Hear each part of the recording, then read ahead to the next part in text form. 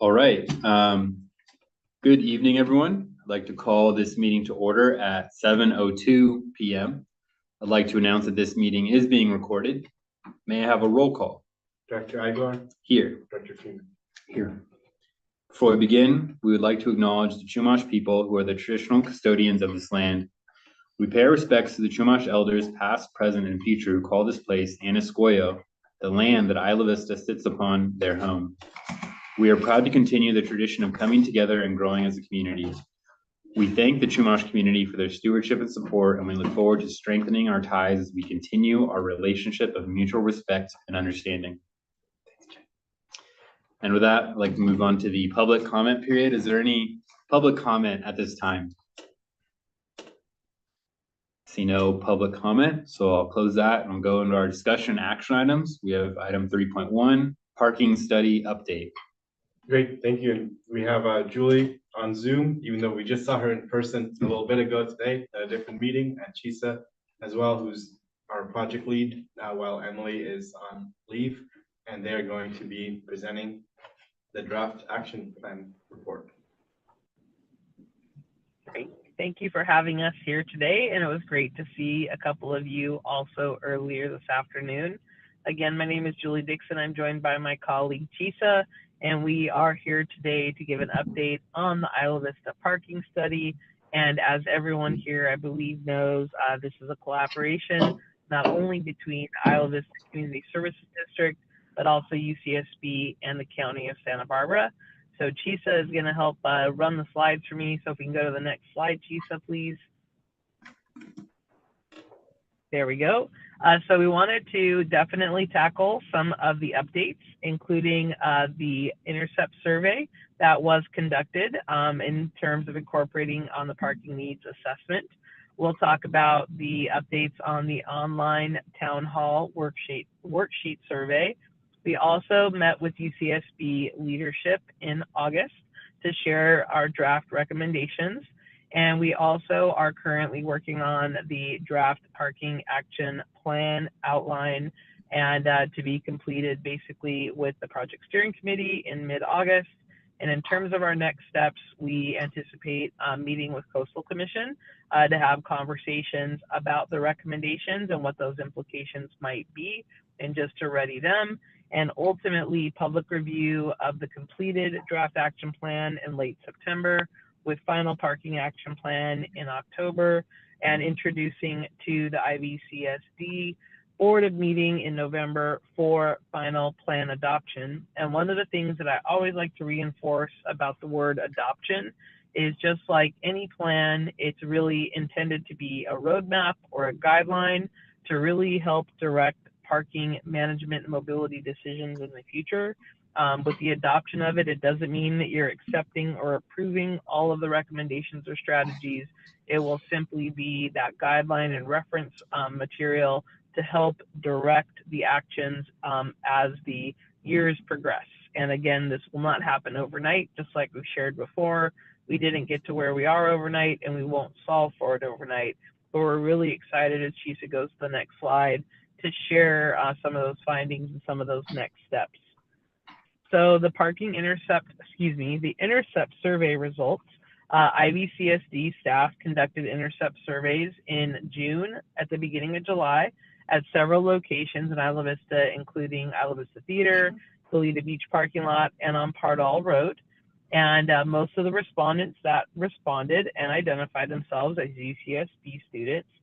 Of the 11 respondents who came from outside of IV, 45% were staying in IV, 18% were going to UCSB campus, 27% were leaving IV, and 9% were going shopping or running errands. And of the 26 respondents who came from the surrounding areas of Isla Vista, 73% were staying in IV, 4% were going to UCSB, 15% leaving IV, and 8% were going shopping or running errands. And of the 37% who came from IV, 19% were staying in IV, 8% were going to campus, 49% were leaving IV, and 24% were going shopping or running errands. And you can actually see with the photograph there on the loop where you can identify the different vehicles and how they were affiliated as well. So next slide, please, Chisa. So from the parking worksheet surveys, we had a total of 71 responses. These are the combined results from the in-person town hall that we had on May 14th, as well as scanned email copies and online surveys. And you can see that from the number of responses, the ranking objective as top priority was compliance. 24 respondents, 30% of the total, prioritized compliance, and the next highest total was safety. And as we went down, the next tiers was congestion, followed by environmental causes, recreational access, and zero prioritization on commercial access. For the top supported strategy per objective, you can see that the compliance program overwhelmingly received 93%, and for safety, 96% prioritized pedestrian and cyclist safety improvements. For congestion, IVCSD can work with UCSB on discouraging on-campus student residents from bringing their cars, overwhelmingly 99%. For commercial access, add more short-term parking and an employee parking program. Both of those received 90%. And consider a street sweeping parking program for environmental impacts, 93%. And for recreational access, formalize and regulate Camino Mallorca received 85%. Next slide, Chisa. So when we do get into the draft recommendations, and I know we've covered these before, but just to really reinforce that prioritization of the Isla Vista Community Service District compliance program is to, again, really begin to enforce the rules as posted. Working as parking ambassadors, the forward-thinking program here is to really identify the real impact. And before we start doing any other investments or any other policies or procedural changes, let's bring consistent oversight back to the parking policies so that we really can understand what the real need is, in hopes that we'll again start to change driver behavior and some of the longer term vehicle storage that's happening today. We want to continue with the utilization of parking data collection, which is one of the opportunities with the compliance program, leveraging license plate recognition technology, or LPR, as many of you are familiar with, and to continue leveraging data collection to be able to measure and monitor the effectiveness of the compliance program. We want to ensure that we're really starting to dig in on Camino Mallorca and look at a feasibility assessment, working with the community and surf riders to ensure that we still have coastal access, but also mitigating some of the issues of the long-term vehicle storage, some of the vehicle habitation challenges that are happening over there. And we really want to make sure that we're not impacting the environment unduly by parking on the dirt and basically off of the pavement. We know that we need to work really closely with UCSB to further discourage car ownership and really make sure that that is a forward platform for all parties, so that we can again really start to mitigate the number of cars that we have in Isla Vista, and to work with private property owners to mitigate the impacts of parking and being able to leverage things like maybe introducing car share on blocks, as well as being able to maximize the utilization of the parking spaces that are available in our private property locations, and adding space delineators near the driveways. In a perfect world, we would have space markers throughout all of Isla Vista. That might prove to be cost prohibitive, but to at least start with the space delineators near the driveways so that we can ensure that we're not impeding access into our residential areas. Next slide. Now, one part of this project that, again, I know you're all familiar with, but just to really reinforce, we did collect a year's worth of data, and no surprise there on the screen from the left side was the data starting from last year, understanding that we set the standard when we initiated the program of what the vehicle measure spaces were going to be.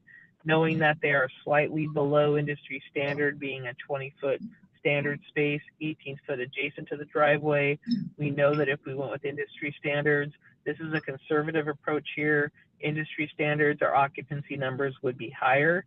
No surprise on the left side when we talk about the spring quarter of last year compared to summer of last year. You can definitely see the implications and impacts of when we are in full school season.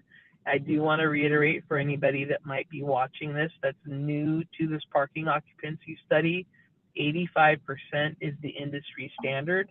That when you're at 85%, it basically means you're near or at capacity, and when parking management decisions need to be made. And that's why, given that the majority of the year we're averaging in excess of 100%, we know that we need to start to do something different in Isla Vista. Next slide.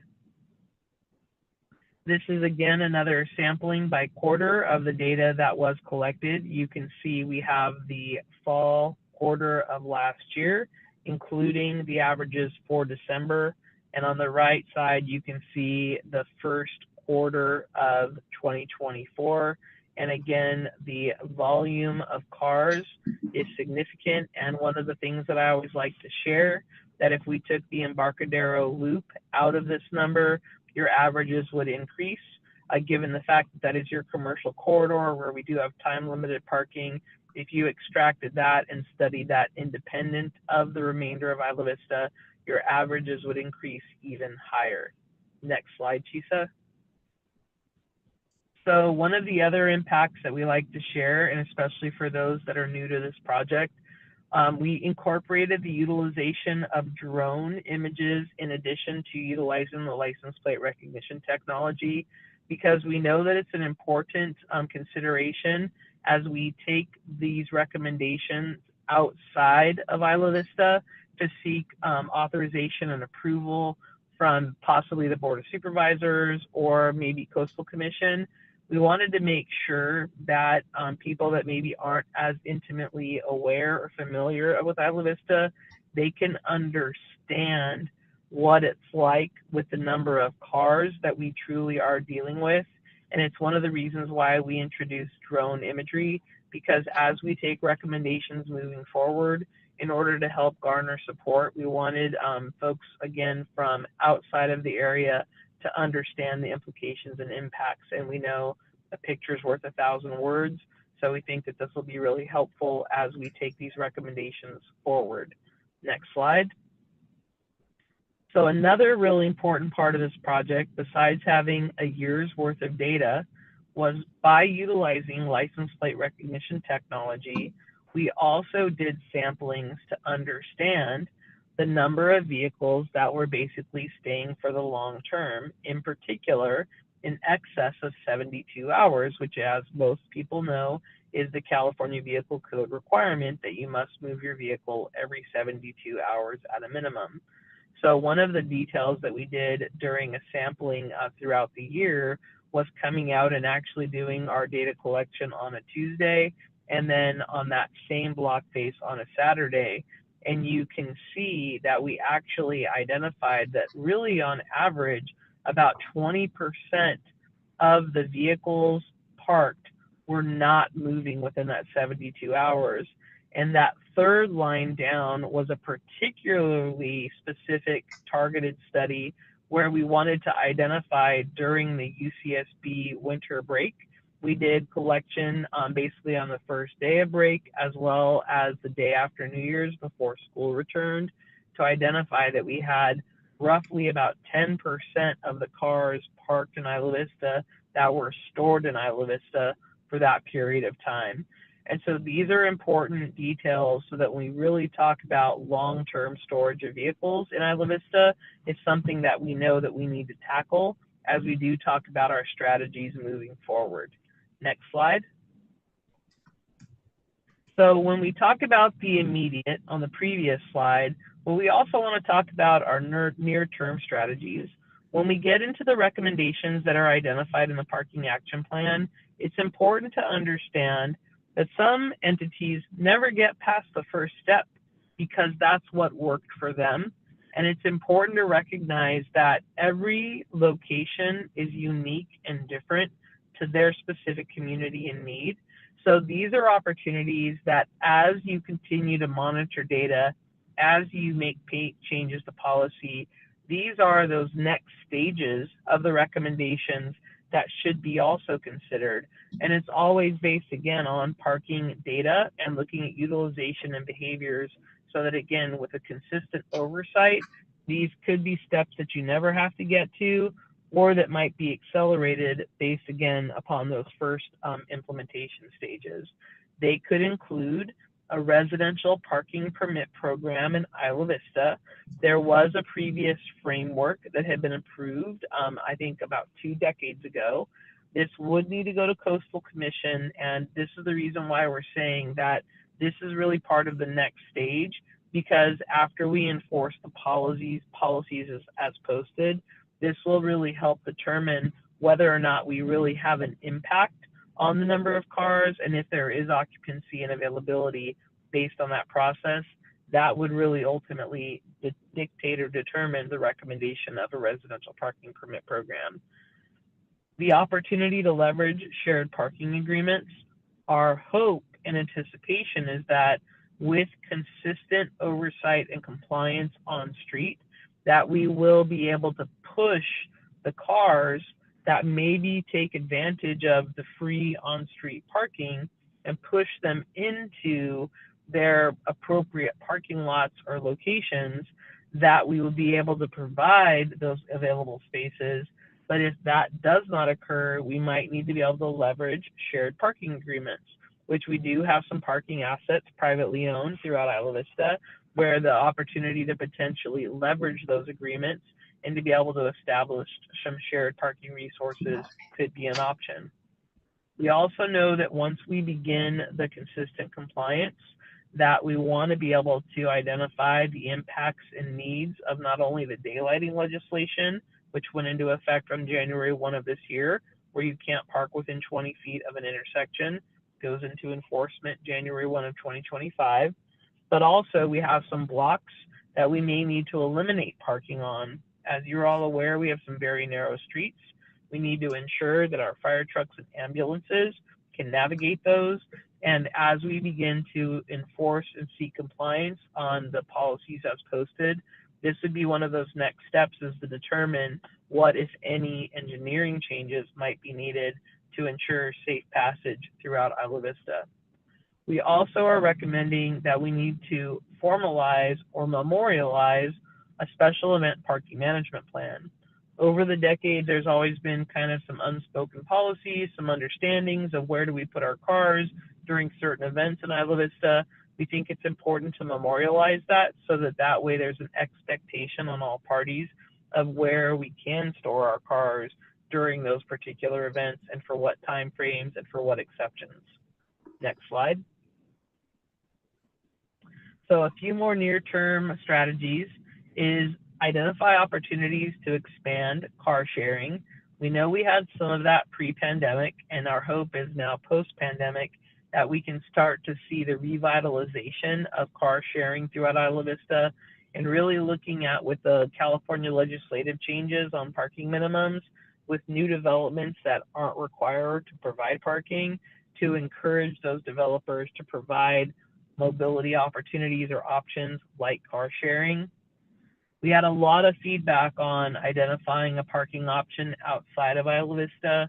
It's clear that there are no resources associated with UCSD that we can leverage, but the reality of identifying where that location is and the cost associated with it, as well as making sure that it's safe, accessible, and easy to access, there really isn't that magic pill of where that location is, and the feasibility of being able to access it didn't really come to fruition.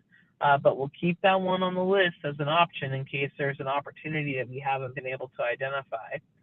We want to be sure that we're coordinating the mobility study enhancements. And importantly, when I mentioned the commercial core or the loop, we want to strengthen our policies along the core to be able to enhance access. We want to make it so that people can pop into Isla Vista for lunch to grab a sandwich or a burrito. That could mean the need to change the operating times so that we can ensure that people aren't storing their cars in the time limited spaces in front of our commercial areas until 11 o'clock in the morning. We might need to also consider a no reparking ordinance in our time limited zones so that it prevents people from gamifying the time limits and just rolling their tires back and forth and staying there all day. We should also consider an employee parking permit program for those people that do commute into Isla Vista and to work at our businesses and shops and identify where they can store their cars for the long term while they're at work. And we really need to consider active loading zones for pickup and drop off and deliveries, especially for all of those, food delivery services and drop off packages. We want to be sure that we have ways to eliminate the impediments and the vehicles that are double parking and parking on our bike lanes to make sure that we have access throughout our commercial core. We know that we need to incorporate access to our parks. This could mean implementing time limits around our parks with the addition of identifying parking spaces for our parks maintenance vehicles as well. But we want to make sure that we don't park up our parks so that our community is unable to access those. And we also know that we want to have a consideration for electric vehicle charging stations and to make sure that that's something that's identified for where those opportunities are, especially as we talk about bigger picture sustainability goals throughout the community. Next slide. Longer term recommendations, street sweeping. And I will share that the interest of doing this sooner, absolutely would love to prioritize this, but we also know realistically, we've got to start with getting people to follow the basic rules because we do have so many cars and we want to be realistic in having achievable goals. And that's why we put this on the longer term objectives, is because, again, managing the assets that we have, finding a little bit more balance to our curbsides before we introduce this opportunity of considering frequent posted street sweeping. So that, again, when we talk about quality of life, environmental impacts, we want to introduce those into Isla Vista, but we also recognize we can't do everything all at the same time. And we want to be realistic in our ability to be successful with this project as well. The consideration of introducing paid parking, again, long-term strategy, it's an option, maybe in the commercial core in particular, but this is something that we would have to evaluate the data and the need and determine the impact and the availability to determine if this is a necessity. And that would also have to go to Coastal Commission for consideration because, of course, we're in the coastal zone. This is the last one. We have talked about this before. And again, I know this one may seem a little bit out there, but of any location where this is feasible, Isla Vista is one that it is. In communities across the pond, including London and Paris, they have what's considered congestion tolling to enter into those entities. And because we have controlled access points, we could consider a very ambitious congestion pricing program that basically controls access into Isla Vista through pricing. It's basically kind of a technology-based parking permit program for that matter, but it really would help us address non-resident long-term car storage. We'd really have to look at feasibility, what this really could mean from a coastal access perspective, and what the time limits could look like. But the reality is this is something that is coming to the United States. And I don't know that Isla Vista will be the ones that'll be on the cutting edge, but kind of like Manhattan, we do have control points to basically come into Isla Vista, and this could be an option for consideration and evaluation. But some folks kind of scoff at this one, but I have to tell you, the more I think about it, the more interesting this one does become to the team. Next slide. So with that, our contact information is included here on this slide, iv@dixonresourcesunlimited.com. We also have the project page on the islavistacsd.ca.gov website, and all of the information associated with the project and the parking study is retained on that location. And you're also welcome to email us at any time and ask us any questions. But I really just want to take a moment to really thank IVCSD, because this has been such an engaged project and so involved. Staff have just knocked it out of the park. Your marketing team is outstanding. And I just really can't emphasize enough how engaged and how involved this project has been, whether it be with your stakeholders from the county or UCSB or any of the key stakeholder groups. I really just have to reinforce how supportive your entire team has been and just how involved this process has been. And I'm very optimistic that we're going to be able to make things happen. So with that, I'll ask Chisa if she wants to stop sharing her screen, and we're here to answer any questions for you all. All right, thank you very much for that presentation. I had hopefully a simple question around the daylighting law and the plan around that. Do we know if streets in Isla Vista are having the red paint extended yet, or when that is planning to happen? It's a great question. I don't have a schedule. I'll defer to Jonathan if he has any further update. I can just tell you that California-wide, there is no continuity or consistency to how agencies are treating this. Because of the way that the vehicle code is written, it does not require that it be posted or that it be painted. And so, Jonathan, I don't know if you have any feedback different from the county on any actions that they're taking. I can just say that right now, from a statewide perspective, there's no consistency to what agencies are doing to be able to mark the curb or sign the spaces. Jonathan, any thoughts? Yeah, no, I don't think the county has any plans right now for that. I think our analysis was, they're using our numbers and analysis to even figure out what the impact of this is. So that's something we provided through this study, is knowing that we're losing 150 spaces.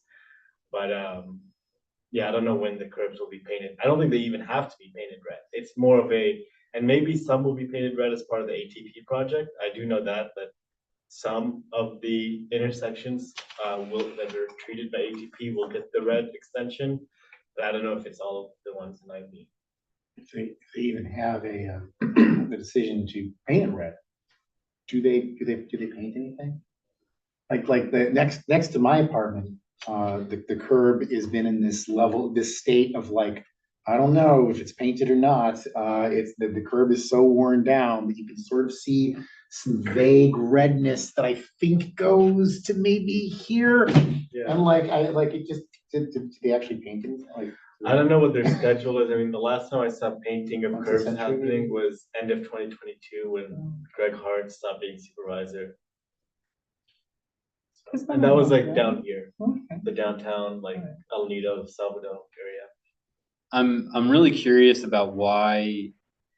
I don't know if I'm not expecting anyone to have like the answer I want, but like why the law does not. I don't want to interrupt anyone, but there's a really significant audio problem, and Chisa, I don't know if you're hearing that as well or if it's just me. I'm not hearing anything. Okay, great. That might just be. And we're not experiencing anything, so.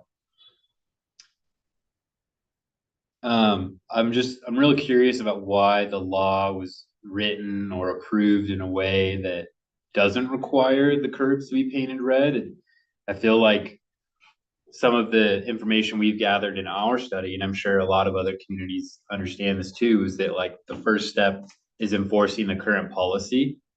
And so I'm going to say 99% of American drivers understand that red curb means you're not supposed to park there. And so if the fact that this law is going to expand where you shouldn't be parking, but the local municipalities are not required to make that curb red, seems unhelpful to just drivers in general. Whereas some paint seems like an easy thing to adjust. Julie just dropped off. Oh, got it.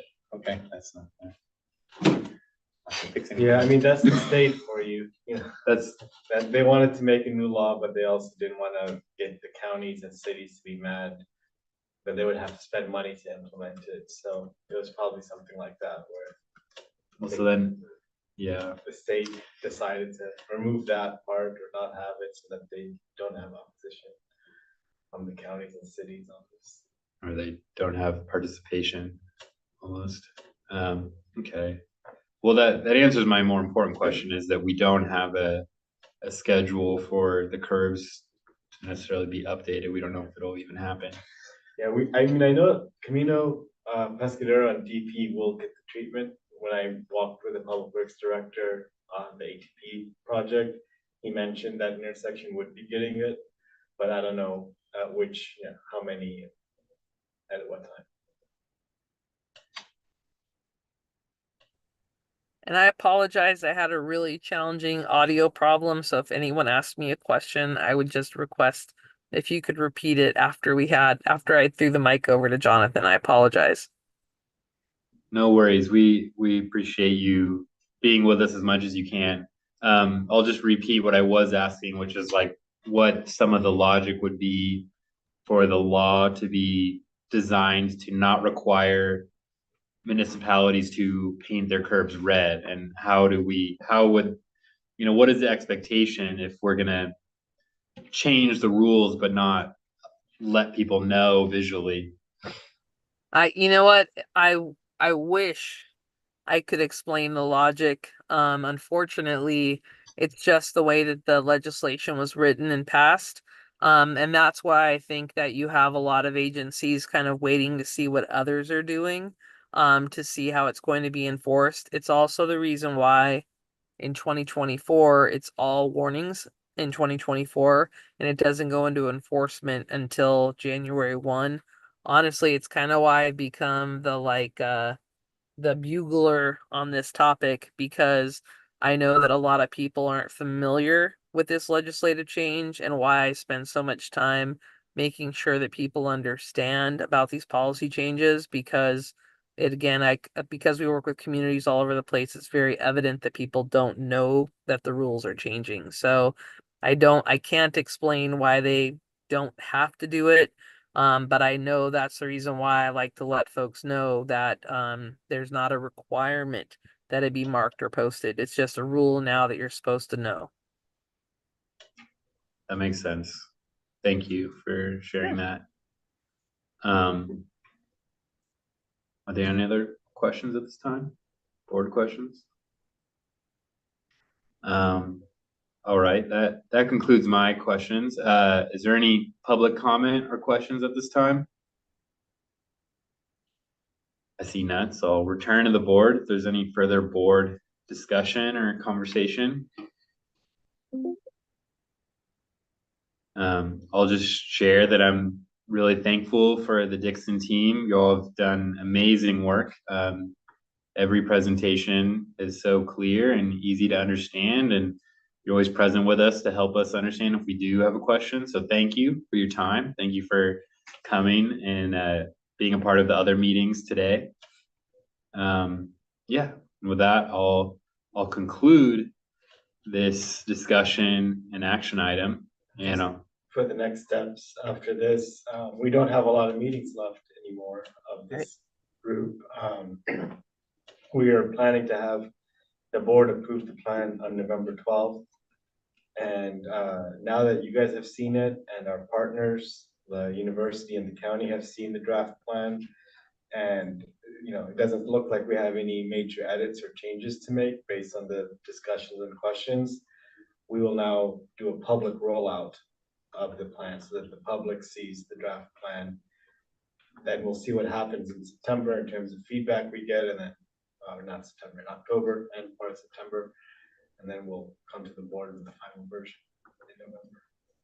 And when you mean the public rollout, do you mean more at like our engagement team will do some of that rollout? Okay. Yeah, we're not gonna do like a town hall this time, but we're gonna do a public reveal of the draft plan, make it easy to see and understand. I mean, this PowerPoint already is a pretty simplified version that helps people see what's going on. So something like that just lets people know that here's what's being recommended.